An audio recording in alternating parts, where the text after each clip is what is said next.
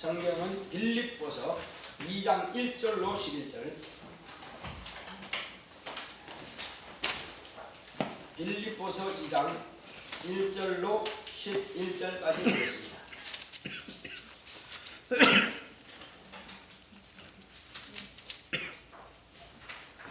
그러므로 그리스도 안에 무슨 권면이나 사랑에 무슨 위로나 성령에 무슨 교제나 긍휼이나 자비가 있거든 마음을 같이하여 같은 사랑을 가지고 뜻을 합하며 한 마음을 품어 아무 일에든지 다툼이나 허용으로 하지 말고 오직 겸손한 마음으로 각각 자기보다 남을 낮게 여기고 각각 자기 일을 돌아볼 뿐더러 또한 각각 다른 사람들의 일을 돌아보아 나의 기쁨을 충만케 하라.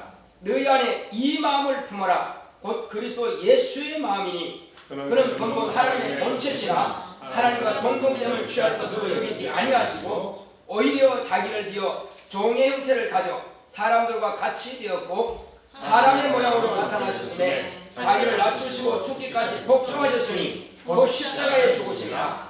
이름으로 하나님이 그를 지극히 높여 모든 이름 위에 뛰어난 이름을 주사 하늘에 있는 자들과 땅에 있는 자들과 땅 아래 있는 자들로 모든 무릎을 예수 이름에 꿇게 하시고 합독하십니다. 모든 입으로 예수 그리스도를 주라 하시나요 하나님 아버지께 영광을 돌리게 하셨느니라. 아멘.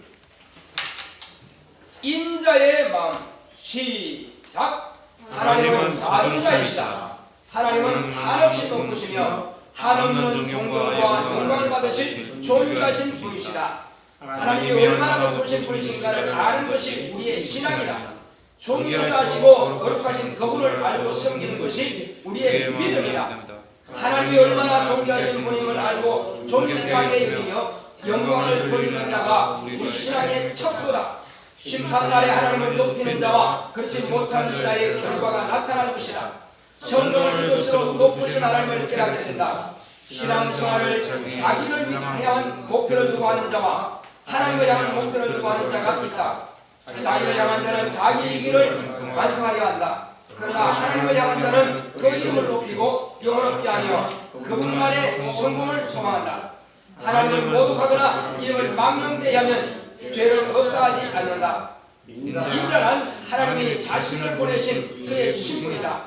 인자란 예수 자신이 하나님 앞에서 하나님은 얼마나 높으신 분인가 말씀하시며 자기를 지칭하여 인자라고 하셨다. 예수는 높고 높으신 하나님과 동등하신 분이요 그분의 본체시나 자기를 낮추시고 종의 형체를 가져 사람과 같이 되셨다. 인자란 자기를 겸손히 낮추시고 죽기까지 복종하는 의미요 계명대로 죽고 산다는 의미다. 구약은 순종하라, 신약은 겸손하라 이렇게 하는 계명이다. 내용이나 계명을 따라 순종하고 겸손하자. 아멘. 할렐루야. 아멘. 자, 하나님은 자존자이십니다. 우리 이 오른손 한번 잡아보세요. 악 치시고 하나님은 자존자이시다 싶으면 크게 시작. 하나님은 자존자이시다. 하나님은 자존자이시다. 하나님은 자존자이시다. 그렇습니다. 하나님은 자존자이십니다. 누가 그를 창조하신 분도 누가 그를 낳으신 분도 계시지 않습니다. 이제 하늘에 있는 것과 땅에 있는 것들 가운데서 많은 신들이 있고 또 땅에는 사람들이 자기 마음에서 우러나는 우상들이 있습니다. 하늘에는 하나님께서 지으신 천사들이 곧 신들입니다. 또 이 땅에는 천사 중 일부가 타락해서 이 땅에 내려온 마귀와 그의 하수인들은 악령들이 있습니다. 이들 또한 신들입니다. 그러나 그는 악신들이죠. 이제 하나님께서 만드신 그런 신들이 있지만은 그러나 하나님은 오직 유일하신 참신이십니다. 그 유일하신 참신은 누가 만든 자가 없다는 것입니다. 누가 낳으신 이도 없다는 것입니다. 오직 그분만이 스스로 계십니다. 이것을 누가 연구해서 하나님 어떻게 스스로 계실까 하면 망할 것입니다. 그거는 우리가 오직 믿음으로만이 알 수 있지, 아 그분이 어떻게 처음부터 계실지 계속 그걸 연구하다 보면 스스로 망할 길만 따라갈 뿐입니다. 오직 성경에 기록된 대로 성경에 밝힌 대로만 우리는 믿으면 됩니다. 할렐루야. 네. 성경을 억지로 풀다가 망한 자가 있다는 것입니다. 베드로서에 그렇게 기록되어 있죠. 베드로는 누구보다도 주님을 가까이 섬기며 주님의 뜻대로 순종하는 어떤 사람입니다. 또 바울도 나중에 그는 자기 스스로가 제자가 된 것이 아니라 성령으로 말미암아 자기는 제자가 되었다고 말합니다. 아멘. 나는 살아있을 때는 예수를 알지 못했다. 오히려 예수 아는 사람들을 핍박하고 죽이기까지 했다.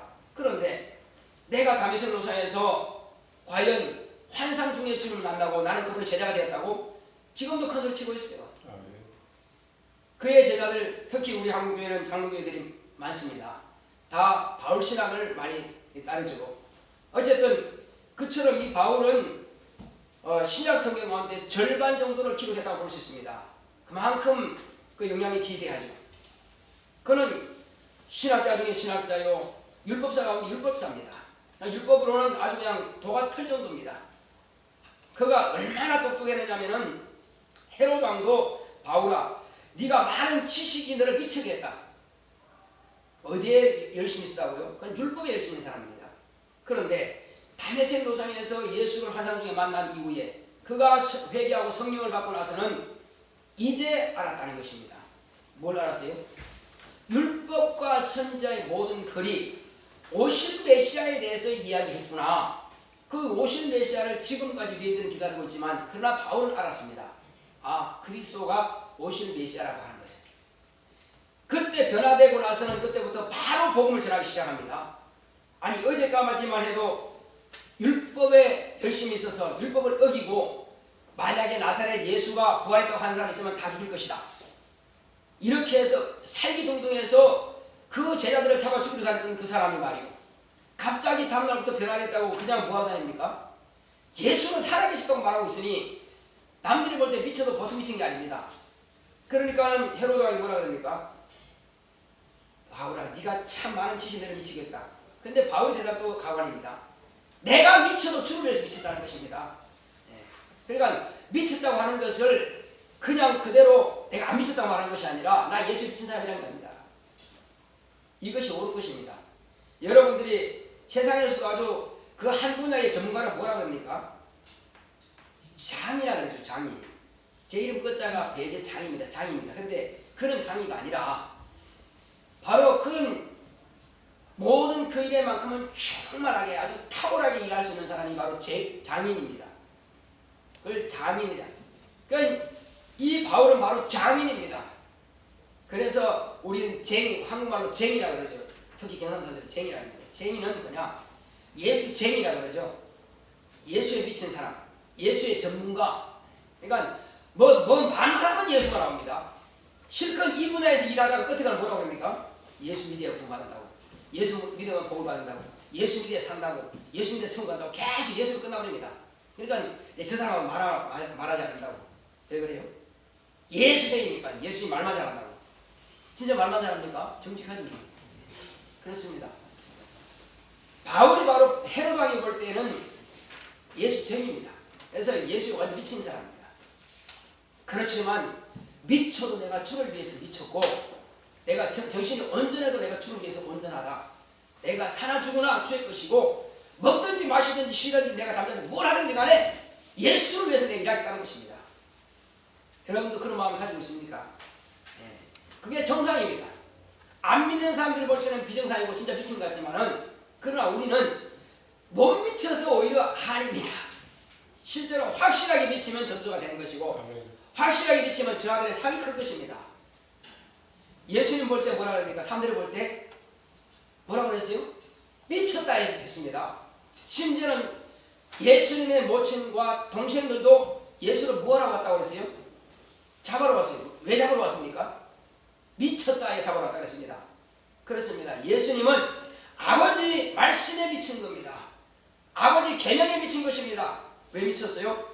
거기는 생명이기 때문에 아버지 계명에 순종하기 위해서. 그래서 예수님이 오실 때는 나는 내 자의로 온 것이 아니라 나를 보내신 분이 계시다.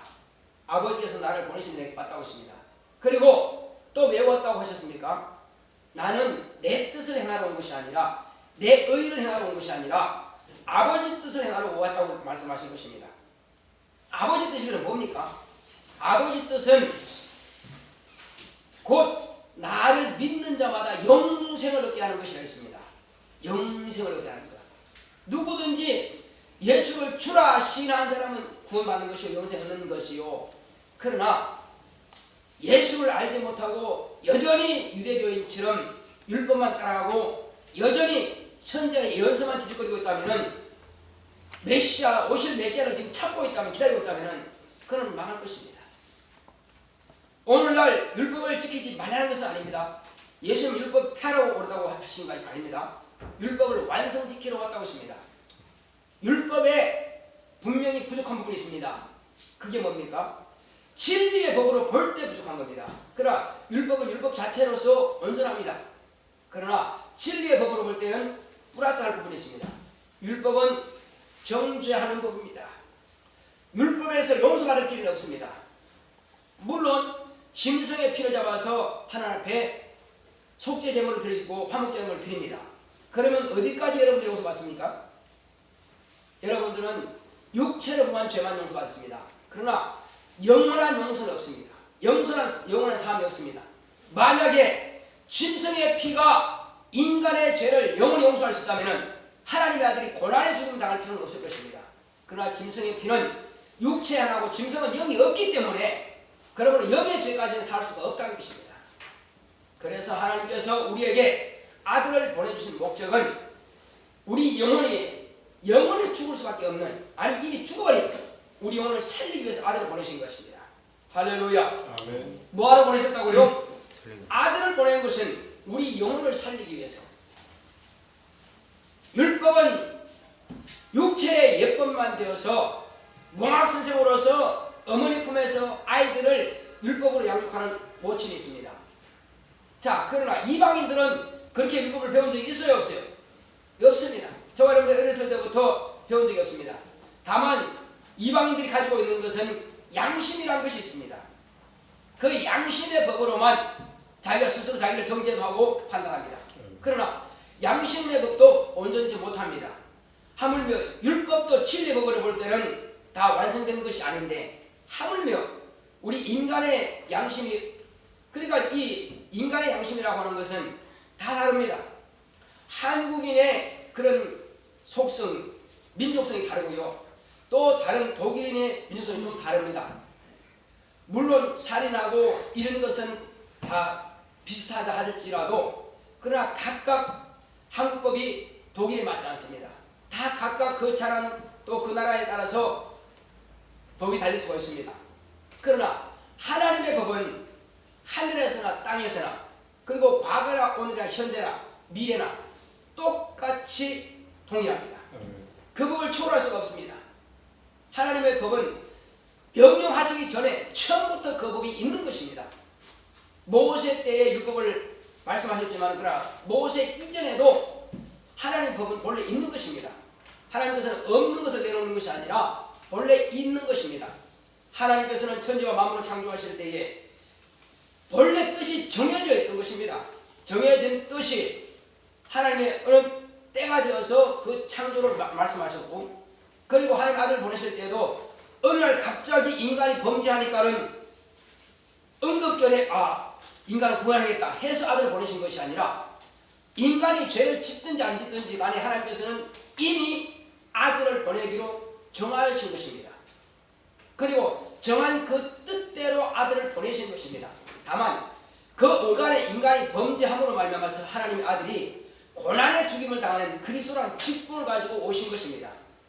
이 직분을 통해서 하나님의 아들은 죽임을 당하시고 그 보혈의 공로, 그 죽임 당하신 공로를 통해서 우리 인간이 구원받는다는 것입니다. 그러므로 인간이 어떤 행위에 따라서 하나님의 아들이 왔다 갔다 하시는 것이 아니라 우리 인간도 하나님의 뜻대로 하나님의 계획에 따라서 지어받았고, 그러므로 우리 인간은 하나님의 아들이 오시는 길로서 예비될 뿐입니다. 그래서 예정하신 그 뜻대로 인간이 지원받았고 예정하신 그 뜻대로 하나님의 아들이 이 땅에 오시게 된 것입니다. 우리가 먼 옛날 이야기가 아니라 지금으로부터 약 2000년 전에 이 땅에 하나님의 아들이 오셨습니다. 오랜 기간입니다.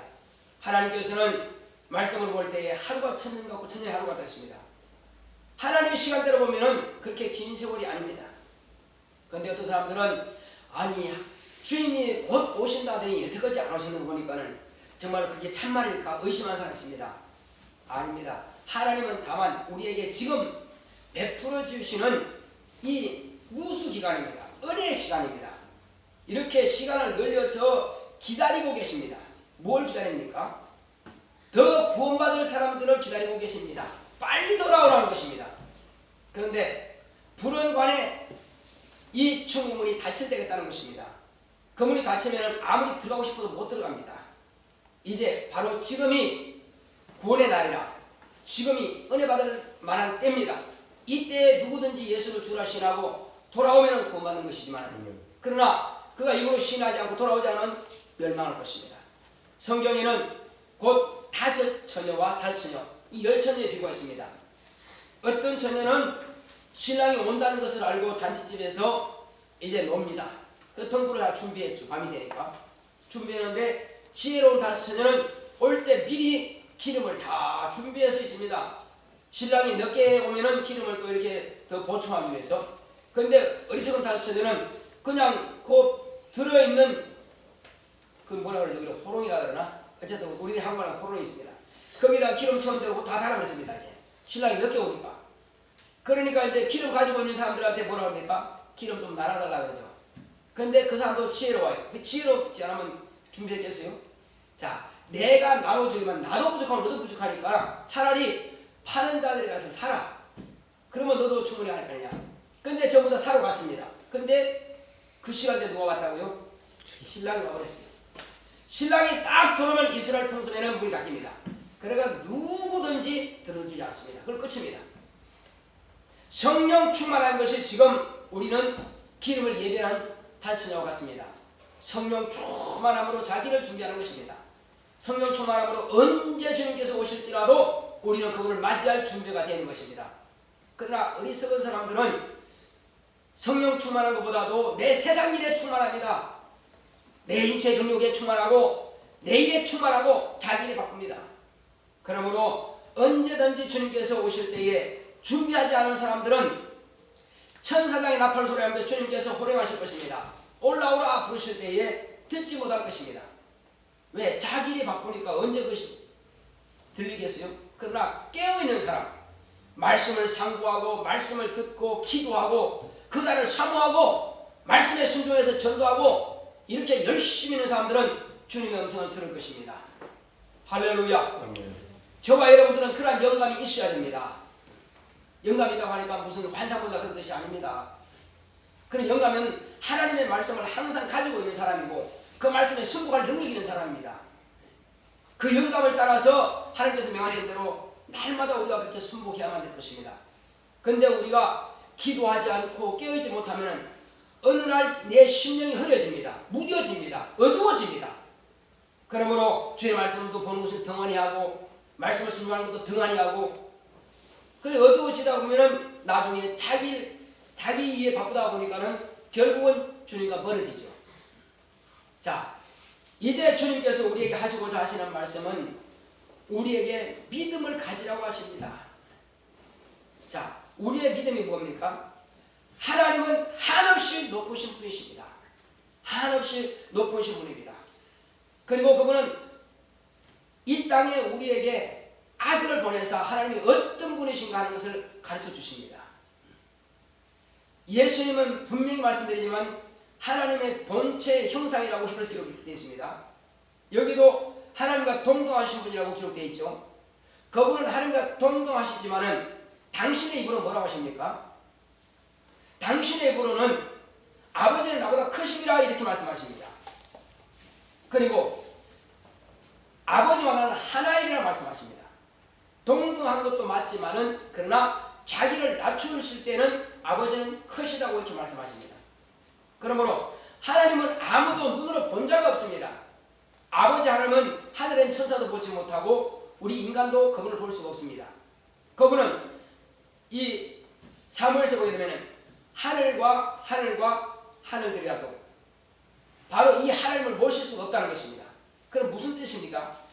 이것은 삼천층 하늘에 있는 저 영계 하늘을 할지라도 하나님을 모시지 못한다는 것입니다. 그는 너무나 크신 분입니다. 그러니까 이 영계 하늘도 하나님 아래에 있는 것입니다. 오직 아들만이 아버지를 알고 아버지를 된 분입니다. 아들 외에는 아무도 아버지를 뵐 수 없습니다. 그러므로 하나님을 어떻게 보시느냐?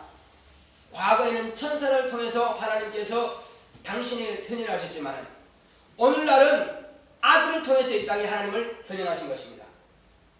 빌립이 주여 내가 아버지를 보면 내가 믿겠습니다. 나에게 아버지를 보여주소서 했을 때 주님께서 뭐라고 하십니까? 나를 본 자는 아버지를 보았거나 어찌하여 나에게 아버지를